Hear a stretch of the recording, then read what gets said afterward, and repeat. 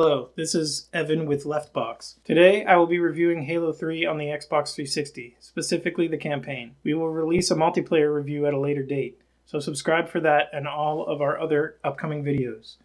Halo 3 may very well be the best game on Xbox. It remained my favorite game from 2007, all the way up until it was removed from its mantle by Disco Elysium when I played that about 2 years ago. That would have been 2023. So Halo 3 being the champ for about 12 years must gesture towards the fact that it has so much to offer.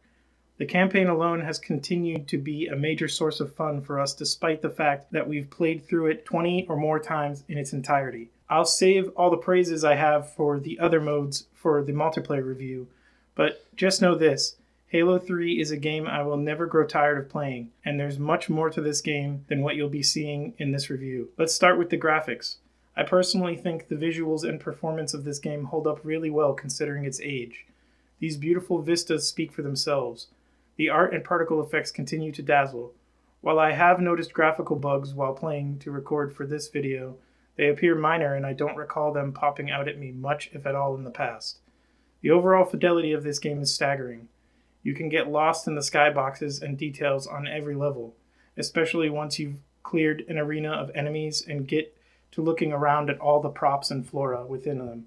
One thing I will mention is that the frame rate sometimes drops, which can be noticeable, but it's not really a big deal.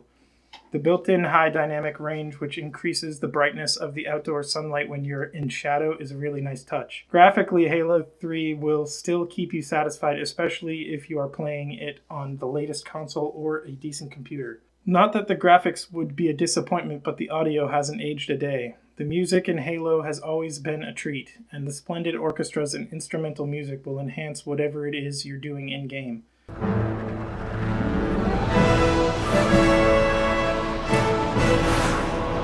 Whether you're beating down a pack of armorless brutes or skipping along merrily with dual magnums and nothing to do, you'll find the music is seamlessly narrating your experience and keeping you in just the right mood to eviscerate the Covenant. Speaking of the Covenant, let's open up a little and talk about the politics in the game. The Covenant is a theocratic, hierarchical, interplanetary, and interspecies empire, with the Prophets acting as a priest and ruling class at the helm. Elites and brutes serve as a military officer class, depending on which game, and grunts are subjugated cannon fodder class. There are other races within the Covenant. The most commonly encountered are the Jackals. From what I understand of the lore, they're basically under contract and paid to be there. The UNSC, or United Nations Space Command, is the human military government which seems, from my understanding of the overall canon, to be imperialist and fascist in nature. In Halo, the Covenant worship the leftover technology of an ancient intergalactic space civilization, which are referred to as the Forerunners. The Covenant are on Earth to recover some of this tech. The Human-Covenant War is an inter-imperialist war between competing civilizations. On the one hand, the humans have a military dictatorship which ruthlessly crushes human colonies that seek liberation. On the other hand is the overzealous theocratic dictatorship of the Prophets. While we can recognize that neither empire is necessarily good, we can also see how the Covenant often tend to be xenophobic aggressors who engage in wholesale acts of genocide against entire human planets. The right to self-determination and resistance against occupation is a right of all creatures, great and small. People have dignity, and genocide, occupation, and a denial of their right to self-determination violates that dignity. In Halo 3, Earth is invaded and occupied by the Covenant, and despite the oppressive form of government the humans are currently under, what seems to be the whole of the human population engages in a mass struggle for liberation against the Covenant invaders. While I could go into further detail, it's not a part of this game.